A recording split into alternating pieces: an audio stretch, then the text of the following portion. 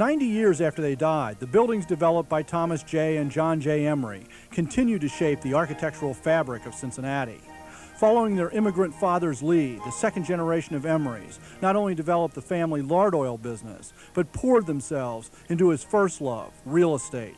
The site of what's now the Omni Netherland Carew Tower complex really had belonged to the Emery family, or at least good parts of it, since at least the 1870s, when they developed the Emery Hotel, which included an early arcade.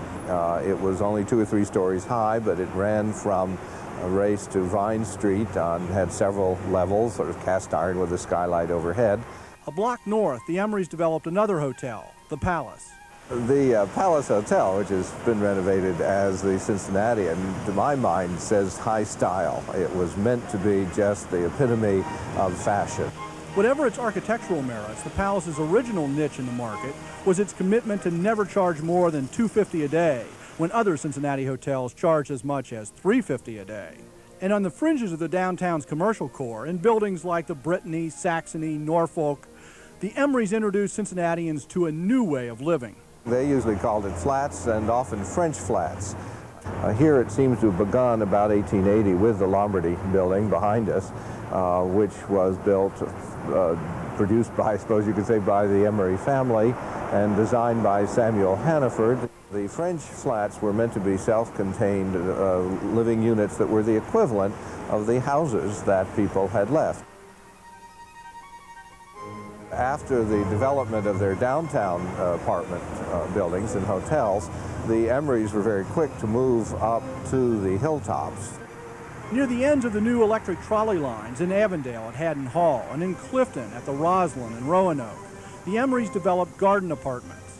They were always a jump ahead. They had recognition of the importance of light and air, and they were willing to sacrifice space for open courtyards and not fill the whole footprint of the lot.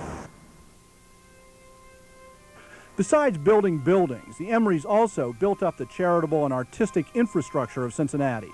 They donated land in Mount Auburn to move the hospital for children to the fresh air of the hilltops. They gave several gifts to the Colored Orphan Asylum, and they gave generously to the Cincinnati Art Museum.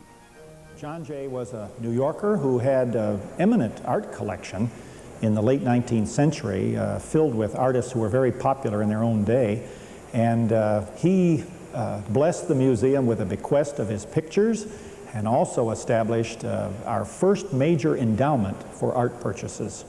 Thomas J. Emery also had a lasting impact on the museum when his widow, Mary, established in 1907 a special endowment in his name to grant free entry to the museum 1 day a week. And she picked the day, which was Saturday, which meant that she was very concerned about a free from work day that people could come to the museum. And to this day, it remains our single free day for admission to the Cincinnati Art Museum. After Thomas died in 1906 and John died in 1908, later Emerys continued to build on the foundations that these brothers had laid.